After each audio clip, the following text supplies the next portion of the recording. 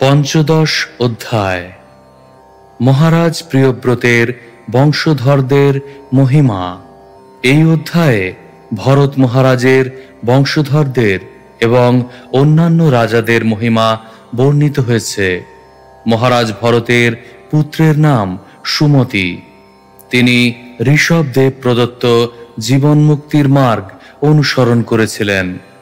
কিছু মানুষ ভ্রান্তিবশত সুমতিকে বুদ্ধদেবের অবতার বলে মনে করেছিলেন। সুমতির পুত্র দেবতাজিৎ এবং তার পুত্র দেবোদ্যুম্ন। দেবোদ্যুম্নের পুত্র পরমেষ্ঠী এবং তার পুত্র প্রতিহ। প্রতিহ ছিলেন মহান বিষ্ণু ভক্ত এবং তার তিন পুত্রের নাম যথাক্রমে প্রতিহর্তা, প্রস্তোতা এবং উদ্গাতা। প্রতিহর্তার দুই পুত্র অজ এবং ভূমা। ভূমার পুত্র উদ্গীত এবং উদ্গীতের পুত্র প্রস্তাব। প্রস্তাবের পুত্র বিভু। বিভুর পুত্র পৃথুসেন এবং পৃথুসেনের পুত্র নক্ত। নক্তের পত্নী দ্রুতির গর্ভে বিখ্যাত রাজর্ষি গয়ের জন্ম হয়। মহারাজ গয় ছিলেন বিষ্ণুর অংশ এবং বিষ্ণুর প্রতি ভক্তির ফলে তিনি মহাপুরুষ উপাধি প্রাপ্ত হন। মহারাজ গয়ের পুত্রদের নাম ছিল চিত্ররথ, সুমতি এবং অবরোধন। চিত্ররথের পুত্র মহারাজ সম্রাট, তার পুত্র মরীচি এবং মরীচির পুত্র বিন্দু। বিন্দুর পুত্র মধু এবং মধুর পুত্র বীরব্রত। বীরব্রতের দুই পুত্র মন্থু ও প্রমন্থু এবং মন্থুর পুত্র ভৌবন। ভৌবনের পুত্র তষ্টা এবং তষ্টার পুত্র বীরজ, যিনি তার বংশকে উজ্জ্বল করেছিলেন। বীরজের 100 পুত্র এবং একটি কন্যা ছিল। তাদের মধ্যে শতজিৎ নামক পুত্রটি অত্যন্ত বিখ্যাত হয়েছিলেন। শ্লোক 1।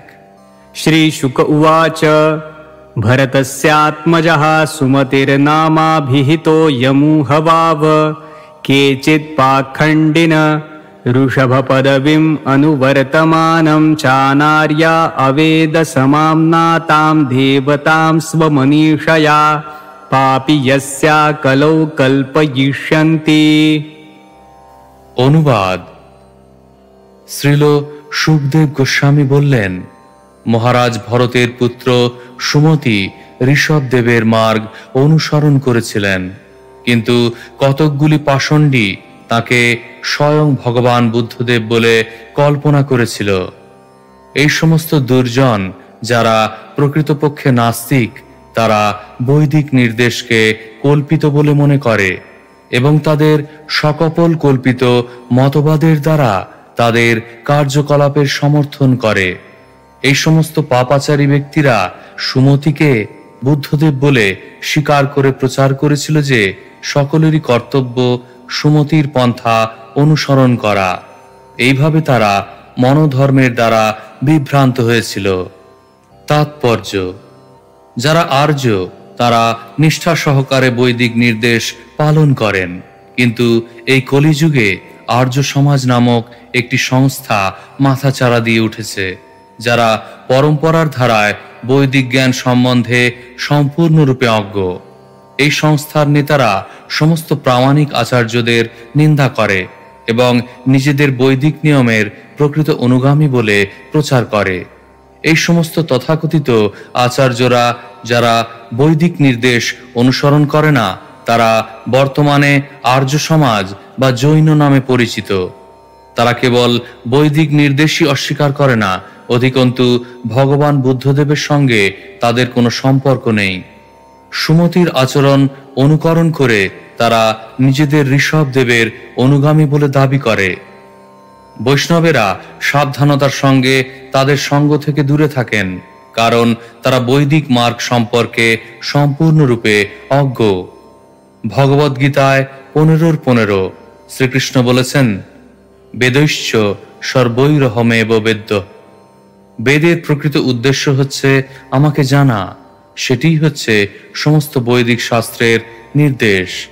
যারা ভগবান শ্রীকৃষ্ণের মহিমা সম্বন্ধে অবগত নয় তাদের আর্য বলে স্বীকার করা যায় না। ভগবান শ্রীকৃষ্ণের অবতার ভগবান বুদ্ধদেব ভাগবত ধর্ম প্রচার করার জন্য এক বিশেষ পন্থা অবলম্বন করেছিলেন। যারা ছিল সম্পূর্ণরূপে নাস্তিক তাদের কাছে তিনি প্রচার করেছিলেন। নাস্তিকেরা ভগবানকে চায় না, তাই বুদ্ধদেব প্রচার করেছিলেন যে ভগবান নেই, কিন্তু তার অনুগামীদের মঙ্গলের জন্য তিনি এই বিশেষ উপায়টি অবলম্বন করেছিলেন। তাই ভগবান সম্বন্ধে নীরব থেকে তিনি ছলনাপূর্বক নাস্তিকদের কাছে প্রচার করেছিলেন, যদিও তিনি ছিলেন স্বয়ং ভগবানের অবতার। শ্লোক 2। তস্মাৎ বৃদ্ধসেনায়াম দেবতাজিন্নাম পুত্রোভবৎ। অনুবাদ: বৃদ্ধসেনা নামক পত্নীর গর্ভে সুমতির দেবতাজিৎ নামক একটি পুত্র উৎপন্ন হয়। শ্লোক 3। अथा सूर्यां तत्तनयो देवद्युम्नस्ततो धेनुमत्यां सुतः परमेष्ठे तस्य सुवर्चलायां प्रतिह उपजातः। অনুবাদ: তারপর দেবতাজিতের পত্নী আশুরীর গর্ভে দেবদ্যুম্ন নামক এক পুত্র হয়। দেবদ্যুম্নের পত্নী ধেনুমতির গর্ভে পরমেষ্ঠী নামক পুত্র জন্মগ্রহণ করে।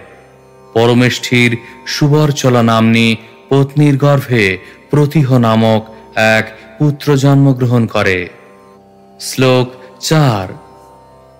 य आत्मविद्यामाख्याय स्वयं संशुद्धो महापुरुषमनुसस्मार। অনুবাদ: মহারাজ প্রতিহ স্বয়ং আত্মতত্ত্বজ্ঞান প্রচার করেছিলেন, তার ফলে তিনি স্বয়ং বিশুদ্ধ হয়েছিলেন এবং ভগবান শ্রীবিষ্ণুর এক মহান ভক্তে পরিণত হয়ে সাক্ষাৎভাবে তাকে উপলব্ধি করেছিলেন। তাৎপর্য: অনুসস্মার শব্দটি অত্যন্ত তাৎপর্যপূর্ণ। কৃষ্ণ ভাবনা কোনো কাল্পনিক বা মনোধর্মপ্রসূত পন্থা নয়। শুদ্ধ এবং উন্নত ভক্ত ভগবানকে সাক্ষাৎভাবে উপলব্ধি করতে পারেন। মহারাজ প্রতিহ তা করেছিলেন এবং সাক্ষাৎভাবে ভগবান শ্রীবিষ্ণুকে উপলব্ধি করার ফলে তিনি আত্ম উপলব্ধির জ্ঞান ব্যাখ্যা করে ভগবানের বাণীর প্রচারক হয়েছিলেন। ভণ্ডেরা কখনো প্রকৃত প্রচারক হতে পারে না। প্রচারকের সর্বপ্রথমে ভগবান শ্রীবিষ্ণুকে যথাযথভাবে উপলব্ধি করতে হয়। ভগবদ গীতায় 4:34 প্রতিপন্ন হয়েছে, উপদেক্ষন্তি তে জ্ঞানং জ্ঞানীনস্তত্ত্ব দর্শিনঃ। যিনি তত্ত্ব দর্শন করেছেন তিনিই কেবল তত্ত্বদান করতে পারেন। তত্ত্বদর্শী শব্দটির অর্থ হচ্ছে যিনি পূর্ণরূপে ভগবানকে উপলব্ধি করেছেন। এই প্রকার ব্যক্তি গুরু হতে পারেন এবং সারা পৃথিবী জুড়ে বৈষ্ণব দর্শন প্রচার করতে পারেন। প্রকৃত প্রচারক এবং গুরুর আদর্শ প্রতীক হচ্ছেন মহারাজ প্রতিহ। শ্লোক 5। प्रतिहात् सुवर्चलायां प्रतिर्हर्त्रादयस्त्रय आसन्निजाको विदाः सूनवः प्रतिर्हतुः स्तुत्यां मजभूमानावजनिषाताम्।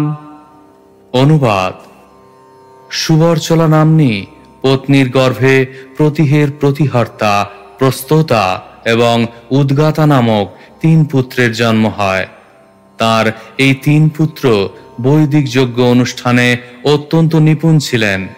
স্তুতি নামক পত্নীর গর্ভে প্রতিহর্তার অজ এবং ভূমা নামক 2 পুত্র জন্মগ্রহণ করেন। শ্লোক 6। भूम्न ऋषिकुल्यायाम् उद्गितस्ततः प्रस्तावो देवकुल्यायां प्रस्तावानियुत्सायां हृदयज आसीद्विभूर्विभोरत्यां च पृथेषेणस्तस्मान्न रक्त आकुत्यां जज्ञे नक्ता द्रुतिपुत्रो गयो राजर्षिप्रवर उदारश्रवा अजायत साक्षात् भगवतो विष्णोर्जगद् रिरक्षिष्यया गृहीतसत्त्वस्य कलात्मवतत्वादिलक्षणेन महापुरुषतां प्राप्तः। অনুবাদ। ঋষিকুল্লা নামক পত্নীর গর্ভে মহারাজ ভূমার উদ্গীত নামক পুত্রের জন্ম হয়। দেবকুল্লা নামক পত্নীর গর্ভে উদ্গীতের প্রস্তাব নামক পুত্র জন্মগ্রহণ করে এবং নিযুৎসা নামক পত্নীর গর্ভে প্রস্তাবের বিভু নামক একটি পুত্র জন্মগ্রহণ করে। রতি নামক পত্নীর গর্ভে বিভুর পৃথুসেন নামক পুত্রের জন্ম হয়। আকুতি নামক পত্নীর গর্ভে পৃথুসেনের নক্ত নামক এক পুত্রের জন্ম হয়। নক্তের পত্নী ছিলেন দ্রুতি এবং তার গর্ভে মহারাজ গয় জন্মগ্রহণ করেন। গয় ছিলেন অত্যন্ত বিখ্যাত ও পুণ্যবান রাজা এবং তাই তিনি রাজর্ষিদের মধ্যে সর্বশ্রেষ্ঠ বলে বিখ্যাত হয়েছিলেন। বিষ্ণু এবং তার অংশ প্রকাশেরা যারা ব্রহ্মাণ্ডের পালন কার্য করেন তারা সর্বদাই বিশুদ্ধ সত্ত্বে অবস্থিত। ভগবান বিষ্ণুর অবতার হওয়ার ফলে মহারাজ গয়ও বিশুদ্ধ সত্ত্বে অবস্থিত ছিলেন। সেই জন্য মহারাজ গয় পূর্ণরূপে দিব্যজ্ঞান সমন্বিত ছিলেন, তাই তাকে মহাপুরুষ বলা হতো। তাৎপর্য: এই শ্লোক থেকে প্রতীত হয় যে ভগবানের অনেক অবতার রয়েছেন। তাদের মধ্যে কেউ সাক্ষাৎ বিষ্ণুর অংশ এবং কেউ অংশের বিভিন্ন অংশ। ভগবানের সাক্ষাৎ অবতারকে বলা হয় অংশ বা সাংশ এবং অংশের অংশকে বলা হয় কলা। কলার মধ্যে রয়েছে বিভিন্নাংশ জীব, তাদের জীবতত্ত্বের মধ্যে গণনা করা হয়। যারা সাক্ষাৎ বিষ্ণু থেকে আসেন তাদের বলা হয় বিষ্ণু তত্ত্ব এবং তাদের কখনো মহাপুরুষ বলা হয়। শ্রীকৃষ্ণের আরেকটি নাম মহাপুরুষ এবং কখনো কখনো ভক্তদেরও মহাপুরুষ বলা হয়। শ্লোক 7। स वै स्वधर्मेण प्रजापालन पोषण प्रीणनोपलालनानुशासन लक्षणेने जादिना च भगवति महापुरुषे परावरे ब्रह्मणि सर्वात्मनार्पित परमार्थ लक्षणेन ब्रह्मविच्चरणानुसेवया पादित भगवद्भक्तियोगेन चाभिक्षणशः परिभावितातिशुद्धमतिरुपरतानात्म्य आत्मनि स्वयं उपलभ्यमान ब्रह्मात्मानुभवोऽपि निरभिमान एवावनिमजुगुपत्। অনুবাদ। মহারাজ গয় তার প্রজাদের পূর্ণরূপে সুরক্ষা প্রদান করেছিলেন, যাতে সমাজের অবাঞ্ছিত ব্যক্তিরা তাদের সম্পত্তি অপহরণ করতে না পারে। সমস্ত প্রজাদের যাতে কোনো রকম খাদ্যাভাব না হয় সেই জন্য তিনি সচেতন ছিলেন। তাকে বলা হয় পোষণ। প্রজাদের আনন্দ বিধানের জন্য তিনি কখনো কখনো তাদের উপহার বিতরণ করতেন, একে বলা হয় প্রীণন। তিনি কখনো কখনো প্রজাদের সভায় আহ্বান করে মধুর বাক্যের দ্বারা তাদের উৎসাহিত করতেন, একে বলা হয় উপলালন। কিভাবে সর্বোচ্চ স্তরের নাগরিক হওয়া যায় সেই সম্বন্ধে তিনি তাদের সদুপদেশ দিতেন, তাকে বলা হয় অনুশাসন। এই রকমই ছিল মহারাজ গয়ের রাজোচিত চরিত্র। আর তাছাড়া রাজা গয় গৃহস্থরূপে গার্হস্থ্য জীবনের সমস্ত নিয়ম কঠোরতা সহকারে পালন করতেন। তিনি যজ্ঞ অনুষ্ঠান করতেন এবং তিনি ছিলেন ভগবানের একনিষ্ঠ শুদ্ধ ভক্ত। তাকে মহাপুরুষ বলা হতো, কারণ তিনি রাজারূপে তার প্রজাদের সমস্ত সুযোগ সুবিধা প্রদান করতেন এবং একজন গৃহস্থ রূপে তিনি তার সমস্ত কর্তব্য সম্পাদন করতেন, যাতে চরমে তিনি ভগবানের ঐকান্তিক ভক্ত হতে পারেন। ভগবত ভক্ত রূপে তিনি সর্বদা অন্য ভক্তদের সম্মান প্রদর্শনে প্রস্তুত থাকতেন এবং ভক্তদের ভগবানের সেবায় নিযুক্ত করতেন। একে বলা হয় ভক্তিযোগের পন্থা। তার এই সমস্ত দিব্য কার্যাবলীর প্রভাবে মহারাজ পৃথু সর্বদা দেহাত্মবুদ্ধি থেকে মুক্ত ছিলেন।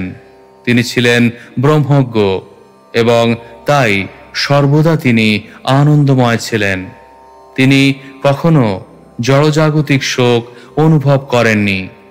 যদিও তিনি সর্বতোভাবে পূর্ণ ছিলেন, তবুও তার মধ্যে কোনো রকম গর্ব ছিল না এবং তিনি রাজ্য শাসনের প্রতি আসক্ত ছিলেন না।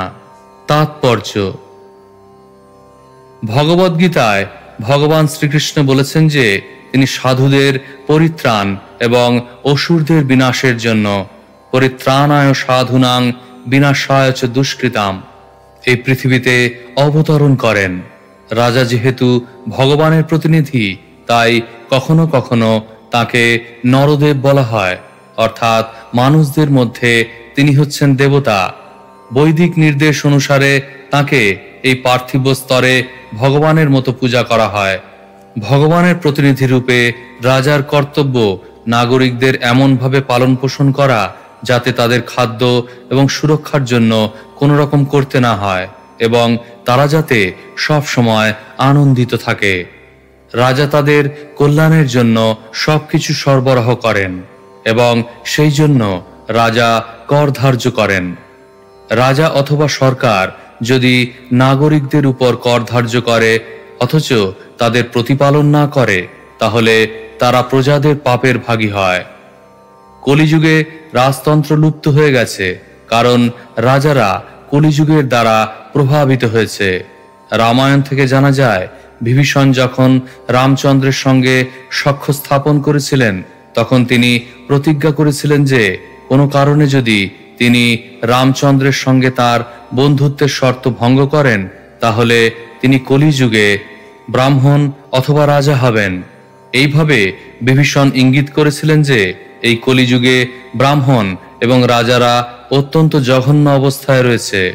প্রকৃতপক্ষে এই যুগে কোনো রাজা বা ব্রাহ্মণ নেই এবং তাদের অভাবে সারা পৃথিবী জুড়ে বিশৃঙ্খলার সৃষ্টি হয়েছে এবং সারা পৃথিবীর মানুষ নিয়ত দুর্দশাগ্রস্ত হয়ে আছে। মহারাজ গয় ছিলেন ভগবান শ্রীবিষ্ণুর একজন আদর্শ প্রতিনিধি, তাই তিনি মহাপুরুষ নামে পরিচিত হয়েছিলেন। শ্লোক ৮। तस्यैमां गाथां पाण्डवेय पुराविद उपगायन्ति। অনুবাদ: হে মহারাজ পরীক্ষিত, পুরাণবিদ পণ্ডিতেরা নিম্নলিখিত শ্লোকগুলি দ্বারা মহারাজ গয়ের মহিমা কীর্তন করেন। তাৎপর্য: মহান রাজাদের ঐতিহাসিক বৃত্তান্ত বর্তমান শাসকদের কাছে আদর্শ দৃষ্টান্ত হতে পারে।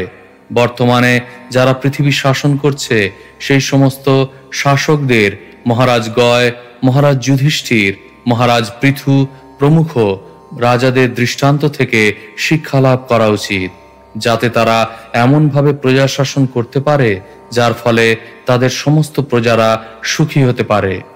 বর্তমানে রাষ্ট্র, সরকার প্রজাদের সাংস্কৃতিক, ধর্মীয়, সামাজিক অথবা রাজনৈতিক উন্নতি সাধন না করে তাদের থেকে কর আদায় করছে। বেদে এই প্রকার আচরণ অনুমোদন করা হয়নি। শ্লোক ৯। गयं नृपः कप्रतियाति कर्मभिर्यज्वाभिमानी बहुविद्धर्मगोप्ता समागतः श्रीः सदसस्पतिः सतां सत्सेवकोऽन्यो भगवत्कलामृते। অনুবাদ: মহারাজ গয় সর্বপ্রকার বৈদিক কর্ম অনুষ্ঠান করতেন। তিনি ছিলেন অত্যন্ত বুদ্ধিমান এবং সমস্ত বৈদিক শাস্ত্র অধ্যয়নে পারদর্শী। তিনি ধর্মরক্ষক এবং সর্বপ্রকার ঐশ্বর্য সমন্বিত ছিলেন। তিনি ছিলেন সজ্জনদের নায়ক এবং ভক্তদের সেবক, এবং তিনি সর্বগুণে গুণান্বিত ভগবানের কলা অবতার ছিলেন। তাই মহাযজ্ঞ অনুষ্ঠানে কে তার সমকক্ষ হতে পারে? শ্লোক 10। यमभ्यषिञ्चन् परया मुदा सतिः सत्याशिषो दक्षकन्या सरिद्धिः यस्य प्रजानां दुदुहे धराशिषो निराशिषो गुणवत्सत्स्नुतोधाः। অনুবাদ: মহারাজ দক্ষের শ্রদ্ধা, মৈত্রী, দয়া প্রভৃতি সাধ্বী কন্যারা, যাদের আশীর্বাদ অব্যর্থ, তারা পবিত্র জল দিয়ে মহারাজ গয়ের অভিষেক করেছিলেন। পৃথিবী গাভীরূপ ধারণ করে সেখানে এসেছিলেন এবং মহারাজ গয়ের সমস্ত সদ্গুণ দর্শন করে যেন তিনি তার বৎসকে দর্শন করেছিলেন, এবং তার স্তন থেকে তখন দুগ্ধ খরিত হয়েছিল। অর্থাৎ মহারাজ গয় পৃথিবী থেকে সমস্ত সম্পদ সংগ্রহ করে তার প্রজাদের বাসনা চরিতার্থ করতে সক্ষম ছিলেন, কিন্তু তার নিজের কোনো বাসনা ছিল না। তাৎপর্য: মহারাজ গয়ের দ্বারা শাসিত পৃথিবীকে একটি গাভীর সঙ্গে তুলনা করা হয়েছে, এবং যে সমস্ত সদ্গুণের দ্বারা তিনি প্রজা পালন করেছিলেন সেগুলিকে বৎসের সঙ্গে তুলনা করা হয়েছে। বৎসের উপস্থিতিতে গাভী দুগ্ধ দান করে, তেমনি গরূপী পৃথিবী মহারাজ গয়ের সমস্ত বাসনা চরিতার্থ করেছিলেন, যিনি তার প্রজাদের কল্যাণ সাধনের জন্য সমস্ত সম্পদের সদ্ব্যবহার করতে পারতেন। তা সম্ভব হয়েছিল কারণ দক্ষের সাধ্বী কন্যারা পবিত্র জলের দ্বারা তার অভিষেক করেছিলেন। রাজা অথবা শাসক যদি উচ্চতর অধিকারিকদের দ্বারা আশীর্বাদ পুষ্ট না হন, তাহলে তিনি সন্তোষজনকভাবে প্রজা পালন করতে পারেন না। শাসকদের সদ্গুণের মাধ্যমেই প্রজারা সুখী হয় এবং সুযোগ্য হয়। শ্লোক 11। छन्दास्य कामस्य च यस्य कामान् दुदुहुराजरुहुरथो बलिं नृपाः प्रत्यञ्चितायुधि धर्मेण विप्रा यदाशिषां षष्ठमंशं परेत्य।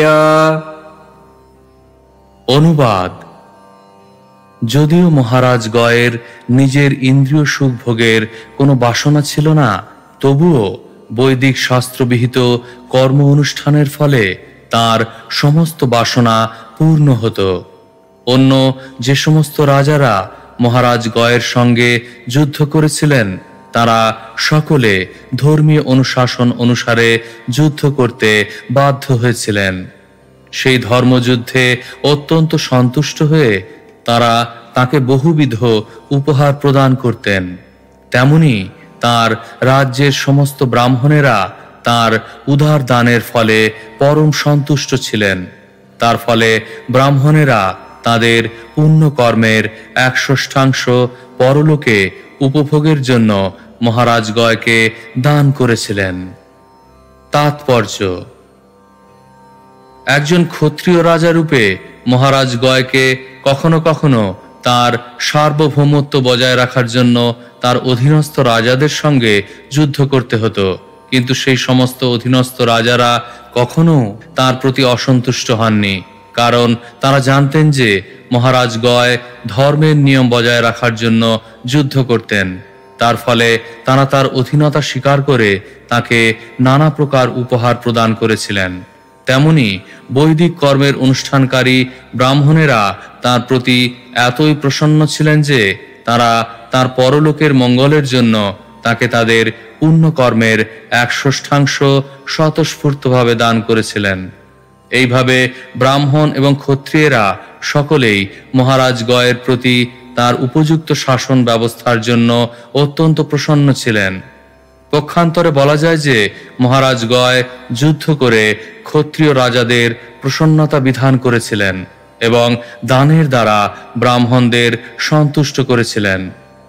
বৈশ্যদেরও সদয় বচন এবং স্নেহপূর্ণ আচরণের দ্বারা প্রসন্নতা বিধান করা হয়েছিল এবং নিরন্তর যজ্ঞ করার ফলে প্রচুর উপাদেয় আহার ও দানের দ্বারা শূদ্রদের প্রসন্নতা বিধান করা হয়েছিল। এইভাবে মহারাজ গয় তাঁর সমস্ত প্রজাদের অত্যন্ত সন্তুষ্ট রেখেছিলেন। যখন ব্রাহ্মণ এবং সাধু মহাত্মাদের সম্মান প্রদর্শন করা হয়, তখন সম্মান প্রদর্শনকারী এবং সেবাকারী ব্যক্তিরাও তাদের পুণ্যকর্মের অংশীদার হন। তাই ভগবদ্গীতায় 4:34 বলা হয়েছে, তদ বিদ্ধি প্রণিপাতেন পরিপ্রশ্নেন সেবয়া।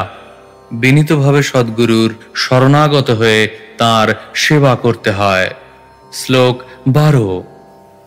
यस्याध्वरे भगवान् ध्वरात्मा मघो निमाद्यत्युरुसोमपीठे श्रद्धा विशुद्धाचल भक्ति योग समर्पितेज्जा फलमाजहार।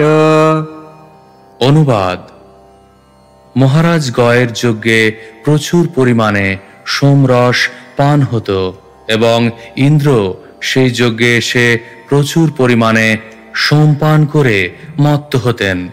যজ্ঞপুরুষ ভগবান শ্রীবিষ্ণুও সাক্ষাৎ অবতীর্ণ হয়ে বিশুদ্ধ ভক্তিযোগ সহকারে সমর্পিত যজ্ঞের ফল গ্রহণ করতেন। তাৎপর্য: মহারাজ গয় এতই পুণ্যবান ছিলেন যে তিনি দেবরাজ ইন্দ্র প্রমুখ সমস্ত দেবতাদের সন্তুষ্ট করেছিলেন। ভগবান শ্রীবিষ্ণু স্বয়ং যজ্ঞের নৈবেদ্য গ্রহণ করার জন্য সেই যজ্ঞস্থলে আসতেন। মহারাজ গয় না চাইলেও সমস্ত দেবতা এবং স্বয়ং ভগবানের আশীর্বাদ লাভ করেছিলেন। শ্লোক 13। यत् प्रीणनाद्बर्हिषि देवतीर्यं मनुष्यवीरुतृणमाविरिञ्चात् प्रियेत सद्यः सह विश्वजीवः प्रीतः स्वयं प्रीतिमगाद्गयस्य। অনুবাদ: ভগবান যখন কারো কার্যকলাপে সন্তুষ্ট হন, তখন আপনা থেকেই সমস্ত দেবতা, মানুষ, পশু, পক্ষী, লতা, গুল্ম, তৃণ আদি এবং ব্রহ্মা থেকে শুরু করে সমগ্র জগতের জীবদের সন্তোষ উৎপাদিত হয়। সকলের অন্তর্যামী পরমেশ্বর ভগবান স্বাভাবিকভাবেই পরম সন্তুষ্ট, কিন্তু তিনিও মহারাজ গয়ের যজ্ঞক্ষেত্রে এসে বলেছিলেন, আমি অত্যন্ত প্রসন্ন হয়েছি। তাৎপর্য: এখানে সুস্পষ্টভাবে বলা হয়েছে যে কেবলমাত্র পরমেশ্বর ভগবানকে সন্তুষ্ট করার মাধ্যমে মানুষ, দেবতা এবং জীব নির্বিশেষে সকলকেই সন্তুষ্ট করতে পারে। কেউ যদি গাছের গোড়ায় জল ঢালে, তবে সমস্ত শাখা প্রশাখা, পুষ্প পল্লব পুষ্টি লাভ করে। যদিও ভগবান আত্মারাম, তবুও মহারাজ গয়ের ব্যবহারে তিনি এমনই সন্তুষ্ট হয়েছিলেন যে তিনি স্বয়ং যজ্ঞক্ষেত্রে আবির্ভূত হন এবং বলেন, আমি সম্পূর্ণ সন্তুষ্ট। মহারাজ গয়ের সমতুল্য কে হতে পারে? শ্লোক 14-15। गयाद्गयन्त्यां चित्ररथः सुगतिरवरोधन इति त्रयः पुत्रा बभूवुश्चित्ररथादूर्णायां सम्राड् तत उत्कलायां मरीचिर्मरीचे बिन्दुमत्यां बिन्दुमानुदपद्यत तस्मात् सरघायां मधुर्नामा भवन्मधोः सुमनसे वीरव्रतस्ततो भोजायां मन्थु प्रमन्थु जज्ञाते मन्थोः सत्यायां भौवनस्ततो दूषणायां त्वष्टा जनिष्ठत्वष्टुर्विरोचनायां विरजो विरजस्य शतजित्प्रवरं पुत्रशतं कन्या च विषुच्यां किल जातम्। অনুবাদ: গয়ন্তীর গর্ভে মহারাজ গয়ের 3 পুত্র উৎপন্ন হয়েছিল, যাদের নাম ছিল চিত্ররথ, সুগতি এবং অবরোধন। চিত্ররথ তার পত্নী উর্নার গর্ভে সম্রাট নামক এক পুত্র প্রাপ্ত হন। তার পত্নী উৎকলার গর্ভে সম্রাটের মরীচি নামক এক পুত্র উৎপন্ন হয়। মরীচি তার পত্নী বিন্দুমতির গর্ভে বিন্দু নামক এক পুত্র প্রাপ্ত হন। বিন্দুর পত্নী সরঘার গর্ভে মধু নামক এক পুত্র জন্মগ্রহণ করে। মধু তার পত্নী সুমনার গর্ভে বীরব্রত নামক এক পুত্র প্রাপ্ত হন। বীরব্রতের পত্নী ভোজার গর্ভে মন্থু এবং প্রমন্থু নামক 2 পুত্র জন্মগ্রহণ করেন। মন্থুর পত্নী সত্তার গর্ভে ভৌবন নামক এক পুত্র হয় এবং ভৌবন তার পত্নী দূষণার গর্ভে তষ্টা নামক এক পুত্র সন্তান লাভ করেন। তষ্টা তার পত্নী বিরোচনার গর্ভে বিরজ নামক এক পুত্র সন্তান প্রাপ্ত হন।